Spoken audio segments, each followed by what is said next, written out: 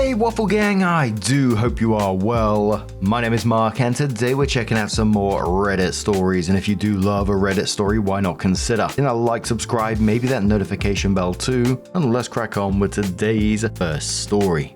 Much love guys. Now today's first story comes from Fiancee Wedding Advice, and it says, me 27 male with my fiancée 26 female. She's cutting me completely out of planning our wedding and ignoring my complaints. What do I do? Hi guys, long time lurker here. I have a question I'd like to ask. A little background. I met my fiancée Emily in college about 5 years ago, and we started dating several months later. As corny as it sounds, things just clicked. Things got pretty serious and I ended up proposing to her at Christmas, and she said yes. Yay! But since then, a couple of issues have popped up and I'd like to get some advice on them. The problem is that I, being somewhat sappy and effeminate, have dreamed about getting married before, and I've waited a long time to have a perfect wedding. So I started discussing wedding plans with Emily soon after we got engaged, talking about what we wanted our wedding to be like. Of course, I knew then as well as now that there would have to be some compromise, some give and take and all that, with a little of what I want and a little of what she wants. At first it seemed like she was open to that, but now I'm not sure. You see, Emily has gotten really pushy about the wedding plans. Since that first conversation she had, she's been ignoring most of my suggestions, except for really small ones like what outfit I can wear or what songs we can play at the reception. Meanwhile, she's really excited about her wedding and is constantly coming up with ideas of her own. What's more, she has been enlisting a bunch of her girlfriends, female relatives, etc. to help her plan the wedding out, with relatively little input from me. I feel really left out from the whole planning process, and I've mentioned that to her before, to which she would always say something like, "Oh, it's just brainstorming." Still, that kind of bothers me. It all came to a head yesterday when I got home from work. We lived together. Emily came up to me, barely able to contain her excitement, and announced that she and her friends had finally found the perfect venue for our wedding. She showed me some pictures on her phone, and it really wasn't to my taste, and I mentioned that. She brushed that off too, saying that I just didn't understand weddings, or something like that because I'm a man. That really hurt me because it's like she just didn't care about my opinion, and I told her. She told me it was just a joke and I shouldn't take it so seriously. Probably true because she was laughing when she said it, but whatever. That was when I decided to tell her just how left out I felt. I told her I wanted to plan the wedding too, and I thought I'd made that clear. She basically said that okay, I could help, but this was still her big day, so she got to make all the major decisions. That really pissed me off for some reason. I told her that it was my big day too. She just said that the wedding is all about the bride and that this was her one day to be a princess. What the fuck? I told her that she was making me feel like I didn't matter at all, and she laughed and said that of course I mattered, why else would she agree to marry me? And besides, I got to help her plan out her big day, so I should be happy. She said this like it wasn't a big deal. Like I said before, I'm kinda unmanly. I was actually starting to cry at this point, and her nonchalant attitude was just making things worse. I excused myself from the room and just got into bed and cried. I was in a funk all night and even this morning, and it's only now I can clear my head and type this out. So help me out guys. Is Emily being unreasonable or not? Is she right that I should stay out of this? How can I get her to let me have some control here? Should we postpone getting married? Thanks guys. Now, the wedding is about the both of you. Yeah, people love to say, it's the bride's day. That doesn't mean the groom is there as just like a prop. It's supposed to be both of you together, the start of your lives together, your partnership. And what I find concerning isn't just about the planning, it's how she's treating you, brushing off your opinions, laughing when you're clearly hurt, and pulling the "you don't understand weddings because you're a man." It's dismissive. And when you finally told her how left out you felt in this, she didn't try to ease it or meet you halfway. She doubled down and said that you're lucky to be helping her with her day. Come on now. And it brings up questions for the future, doesn't it? If she's like this about the wedding, what's she going to be like about other joint decisions down the line? And I think it definitely warrants a bigger discussion before moving forward, right? Chickadoodle says to the OP, I'd ask point blank, do you want a wedding or a marriage? Look, I went through this whole wedding planning song and dance not a year ago, and I valued the hell out of my now husband's interest and help. There were a great many things he didn't care about, but when he did care, I listened. And if he was uncomfortable with something I wanted, we found a way to make both of us happy. Let me reiterate, we did together. The wedding and the planning and the relationship leading up to it isn't just something that's done and you can forget about. It's practice for what life will be like after marriage. So she needs to cut all this crap about it being just a princess day for her and you not understanding because you're a man. She can still be a princess even when the day is about both of you.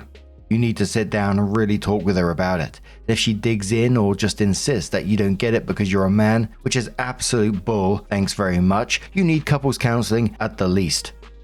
Lordicus says put the brakes on tonight. A marriage is a partnership, not one party playing princess or prince while the other quietly stands by. If she can't even partner with you to plan the wedding, how do you expect the next 60 years to play out? She might just need a reality check, or this may be a huge personality flaw. Either way, this is something you need to know before further entwining your lives. Oh, and there's nothing effeminate about caring about your wedding. My husband cared and had an equal say in all decisions. We planned our wedding together. That's a good thing. Your wedding represents stepping into the future together. How it starts out is usually how it plays out. Another commenter says, I just got married 2 months ago. It is not the bride's day. It is both of yours. And it's not even a day to stand out and be center of attention. It's a day to celebrate your commitment to each other. People get telling me it was my day and I had to correct them. She needs to be reeled in. We both took part in planning and I did most of the organization and stuff, but he came to all venues, all the florists, DJs. We enjoyed it. It showed us how well we work together as a team, compromise and how to work together under stress. If she's ignoring your needs now and making it all about her, then there is a problem. Tell her the wedding is not all about her. She needs to be okay with you stepping in and coordinating it together. If she's not, I would seriously consider delaying things until you two figure that part out. Don't let anyone tell you it's her day. That's not a valid excuse for anything. So OP did come in with an update and says, hi guys, it's me again. This is actually my second update. I wrote a post last night, but that one got removed by the mods. I think because I was asking in the post for further advice. Anyway, as I was writing it out, I came to the realization that I didn't need advice after all. That I had a strong gut feeling that something was wrong and I needed to get closure with Emily. So I brought it up with her shortly after writing my post last night. Things went horrible and now I feel like shit. I'll start by summing up the post that got deleted. I ended up having a talk with Emily on Sunday evening, basically running through the points I laid out in my original post and that some people who commented on it had suggested. By the way, thanks guys. She apologized and agreed to premarital counseling but wasn't too happy about it, and she also agreed to have me co-plan the wedding with her. But when I mentioned postponing the wedding, she got really upset and said that she wanted to get married now. Fortunately, we never had a final date for our wedding ceremony to begin with, so I was able to calm her down by reassuring her that we'd be getting married soon. We spent hours yesterday trying to reach a very general master plan for the wedding based on both of our ideas. But I could just not shake this feeling that she was just agreeing to what I said so that I'll be placated and she could go on with the wedding and then control every aspect of our lives for the entirety of our marriage. I also doubted the sincerity of her apology and was very worried by the fact that she had insisted on getting married right now, and not in an I can't get enough of you way. It was definitely more like a little kid throwing a tantrum over a toy they want. Basically, my post that got removed was asking if my concerns were legitimate and what I should do about them. So, like I said before, I realized by the time I finished writing that post last night that I'd already answered my own questions. I did not feel like she was being sincere, and I definitely did feel like she was just trying to appease me so that she could get what she wanted, as opposed to her genuinely wanting my input on the whole process. So around midnight last night, I approached her with these feelings. I basically told her all of what I just said above and demanded to know if she really wanted to marry me or just to get married. She fucking lost it. She accused me of not loving her, saying I was just trying to guilt her into giving me everything I wanted all the time. At one point, she even accused me of cheating on her. She fell back into her old stereotypes. She was saying that men are just selfish pigs who only put up with women for sex and never commit to giving them what they want and deserve. I was too stunned to say anything. I might have been crying, I don't even know. It was just too much to handle. She eventually threatened to break up with me if I didn't apologize for doubting her, and at that point, I just let her break up with me. The Emily I'd fallen in love with had just fucking evaporated right before my eyes. She kicked me out of the apartment after that. I had to find a hotel room, and I ended up calling in sick at work and just laying in the hotel bed all day, just sobbing. Fuck, this is miserable. I checked Facebook and Twitter and all that a while back, and Emily and her friends have been posting a ton of shit about how I betrayed and abandoned her and all that. Some of them have even sent messages to me directly telling me what an arsehole I am. At the very least, Emily's parents, who I'm actually pretty close with, commented on those posts defending me, and they even called me earlier this afternoon to apologize for their daughter's actions. That's the only thing that's really gotten me out of this funk. The woman I was going to marry left me, and it's all my fault. Sorry guys, I fucked up on this one big time. Oh, so sad that OP thinks that he's the one that messed up, when in reality he just saw things clearly. Her reaction tells you everything you needed to know. The second you question her sincerity and ask for an honest conversation, again, she didn't reassure you, communicate, or try to work through it. She just fucking exploded and attacked you, threw out crazy accusations, and then tried to get you to apologize under the threat of breaking up. That's not someone who wants a partner. That's someone, like in the first part of the post, just wants control. And the fact her and her friends turned to social media straight after just means that they're trying to control the narrative. She's trying to make sure that she's the victim before anyone gets to hear your side of the story. And the fact that even her own parents stepped in to defend you says a lot. Basically, all that happened in this is the mask fell off before marriage, and I think, thank goodness, really. I know it's awful for OP that he's going through that in those moments, but better now than before they get married, right? One of the top commenters on the back of this said to OP, quoting, "And it's all my fault," and then says, "That is the only place you went wrong in this whole thing.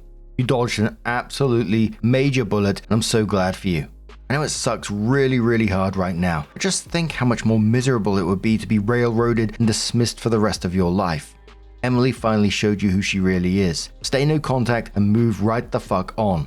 For what it's worth, if I had been in her position and my fiancé let me know he was worried and having these doubts based on my past behavior, I'd be heartbroken he felt that way, and discuss it and do whatever I could to allay those fears.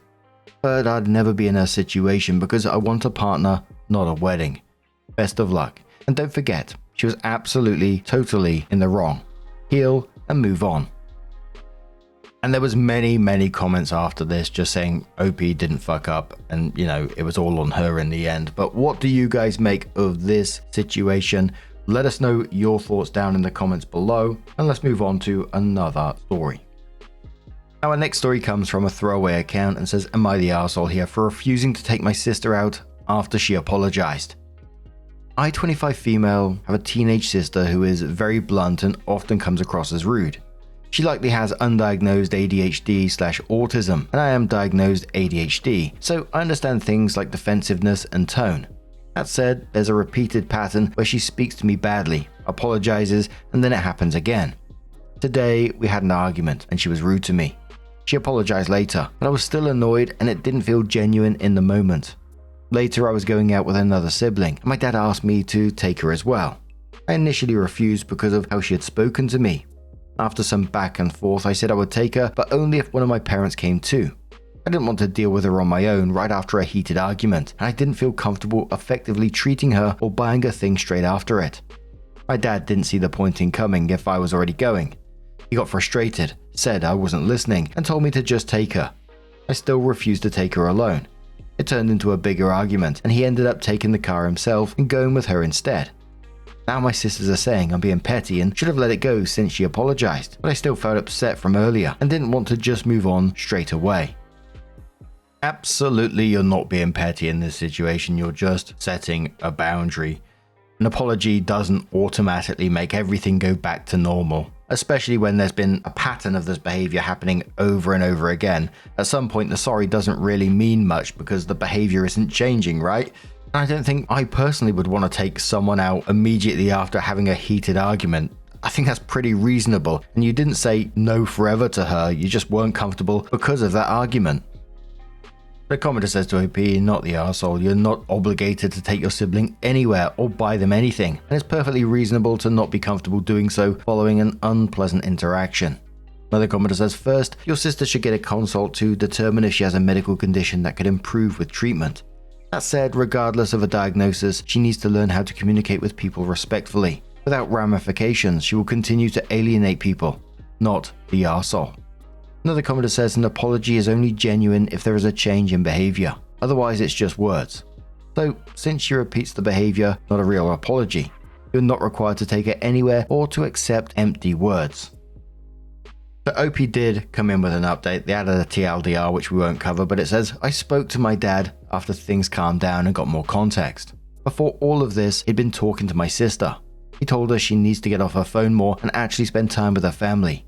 He heard our original argument and told her that she can't just keep saying sorry. She needs to change her behavior and a cocky attitude towards everyone. She got upset and was saying things like, no one likes me, and that no one would take her anywhere. He told her that wasn't true and offered that she could join my plans with my other sister. She said I wouldn't ever take her, and he told her I would because he'd tell me to. So when he later asked me to take her and I refused, from his perspective I was just saying no. I was going against something he'd already told her would happen. That's why he kept pushing and got so frustrated, and eventually took the car and went with her himself. From my side, I still feel like she's mixing things up. She says no one likes me, but a lot of the time is that people don't want to be around her when she's being rude. That's the part I find hard, especially because it keeps repeating. My issue was with rewarding her repeated patterns, and my dad said this wasn't the case, that he had parented her, but I'd just gone against what he said to her. That she is rude to him too, and a lot of it is unintentional, and that we need to give her grace. A commenter says, not the arsehole, you aren't a mind reader, and your dad can't just make decisions and statements like that without talking to you first, especially since you were the one having conflict with her. Have a chat with your dad and explain that while you understand his reasoning, he can't bulldoze you into correcting your sister's behavior his way with zero context or conversation. Opie says, yeah, to me, he was just adamant I should take her and I had no context. He's saying I should have trusted and listened to him, and that he's the parent. A commenter says, how old is your sister? Also, if you find her apology doesn't come with changed behavior, then you don't need to accommodate her. If your dad wants her to be given grace, then take her to the doctors to get checked out because her attitude won't fly on the outside world. If the issue is just beyond just an attitude, but pathological, he needs to parent that. Opie says she's 13, and she does have suspected ADHD and autism. She's just very defensive and cocky when you say even the most basic of things to her. A commenter says, so he took your car? I'd have filed a police report. Fuck that. Opie says it's his car. I'm just insured on it too. The dad is pretty wild in this situation, putting you in a bad position by making a promise on your behalf without asking you first. I mean, what the fuck is that about? There were so many options he could have chosen. He could have went up to OP and said, is it possible you could take your sister? She's feeling really down at the moment. I know she's been, not ideal to you, but is there any way around this? Instead of promising her and then getting angry at OP for not complying. And clearly the little sister is going through some stuff at the moment. She's feeling rejected with the comments like no one likes me, but she's not connecting that to how she treats people. And that's something that your dad needs to actively work on with her and not try to get quick fixes by forcing you to include her in the moment. But what do you guys make of this situation? Let us know your thoughts down in the comments below, and let's move on to another story.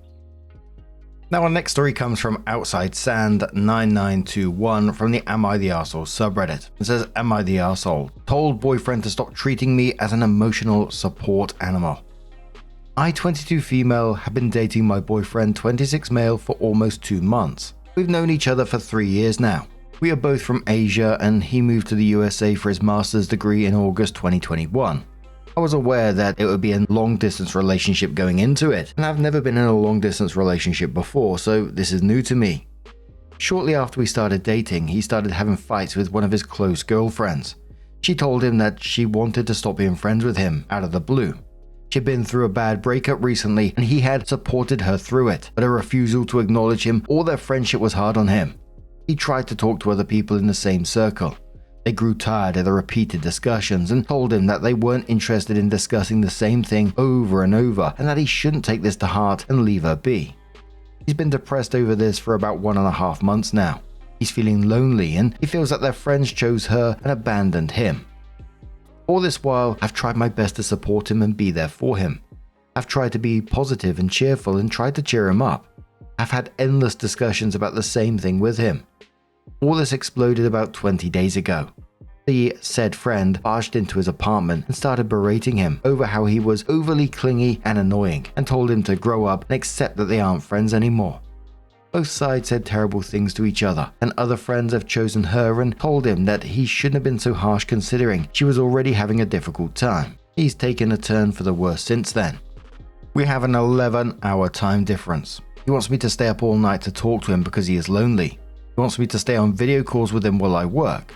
I work 8 to 6 currently, work from home as a software engineer. I stayed up for a while, but I told him that it's hampering my productivity at work. He was sad over me not talking to him all night. He wanted me to have phone sex while I attended a call because it was thrilling. I said no, I want to focus on work. He wants me to talk to him whenever he is awake so he doesn't feel alone, which I think is impossible without sacrificing all my sleep. Yesterday, I had a particularly hard day at work and had a horrible period cramps as well. I was in a mood to talk, but he wanted me to sext with him. I told him that I was very tired and wasn't feeling very well emotionally either. He got mad at me because I couldn't stay up even on a Friday night to talk to him. He said, "That's why you've never been in a good relationship before. You never consider the other person. You are selfish." I told him that's all I've been doing for all the while we've dated. I've been talking to you and your fights and your mental health. Stop treating me like I'm your emotional support animal. I have my life to handle. He hasn't talked to me since. I feel terrible for my words, but I was overworked and tired and couldn't help it. Am I the arsehole? Your comment about stop treating me like your emotional support animal was absolutely right, because supporting a partner is normal, but what he's asking for goes way beyond that. He seems to be wrecking your sleep, interrupting your job, pushing your boundaries, including the sexual ones, and then call you selfish when you said no. He's not being vulnerable here, he's being dependent. And then he says shit to you like you've never been in a good relationship before. That's manipulative as hell. And I think him going silent and not talking to you after the fact is a little Brucey bonus, and I would just stick with that if I was you. Bloody hell. The commenter says to OP, "You've known him for a while but haven't dated very long. Take a good long look at how others in his life are stepping away. He seems overwhelming, selfish, and pretty inconsiderate to your needs. Don't you think you deserve better? Not the arsehole." OP says, "Thank you for your opinion. To be honest, I am a little scared." He texts one of his friends among the circle. She said she didn't want to talk to him either, so he told her that if tomorrow he kills himself, she'd have his blood on her hands, that she abandoned him and left him to die. He also suggested that without me, he'd taken drastic steps to harm himself, and I don't want that to happen at all. How do I set a boundary without hurting him so he doesn't take drastic steps? Commenter says, "OP, this is emotional abuse. That behavior is unacceptable. He can't push responsibility to others like that. Nobody is responsible for his actions but himself." Commenter says, "Not the arsehole. Your boyfriend needs to find new friends and actually start being a good boyfriend to you." OP says, "Thank you for your opinion. I suggested making new friends, but he said it's too late to make new friends, and he can't trust anyone anymore because what if the new friends also abandon him after a while?" Commenter says, "Not the arsehole. What exactly do you get out of this relationship? How does it alleviate your life in any way?" OP says, "At the moment, essentially nothing. It does not alleviate my life in any way, but I thought it is a hard time for him, so maybe I should support him now. What I get out of it isn't important currently. Later, if I ever needed some help, maybe he would support me unconditionally too." So it was 13 days after this happened that OP came in with an update and said, "First off, thank you for all of you who gave me your opinions, advice and support through comments and personal messages, and essentially opened my eyes to much more than what I was seeing. I've now broken up with the guy. I tried to stick by for a week or so to really see if things were that bad, but things didn't improve for my mental health. In fact, it got worse. I became distant and cold. That had to be addressed. I decided to break up to take care of my mental health. He did not take it nicely. He asked me why I'm giving up on him. I said I'm not. I'm just prioritizing myself. He also claimed, "You are being selfish. Why don't you think of me? When have I ever asked you to go out of your way and do something for me? Why am I treated like a burden? If you want less people, stop talking to X," my best friend's name. And that was the last straw for me. I told him to stop because I didn't want things to turn ugly. I told him, "Let's not lose our respect for each other that much. I'm not going down to your level." And he hung up the call. So yeah, that's about it. Thanks all for your help. I appreciate it. Commenter says to this, "I just read the original post and I think you were supporting your long distance relationship boyfriend through his breakup with his in-person girlfriend. The entire story sounds like the other girl was his girlfriend. He needs this much help about it. It's all he talked about to mutual friends. You're hearing this all from him, right? Because it sounds like he got dumped and wanted you to fill the gap until he found another in-person girlfriend."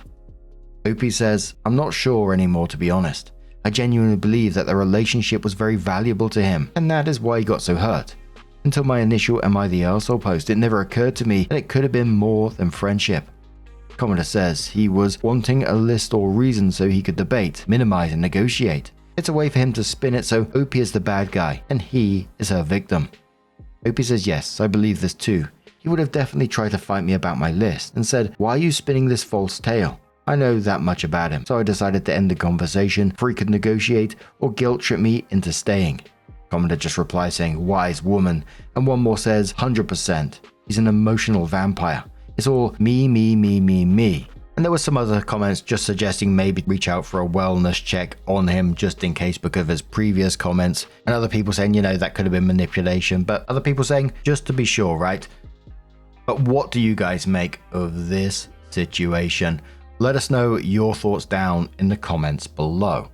Now, just a huge thank you for being here today, getting involved in the stories, your love, your support, your time. It always means the absolute world to me. So thank you so much for being here. Truly, it's absolutely amazing. And hopefully, I'm going to see you in the next one.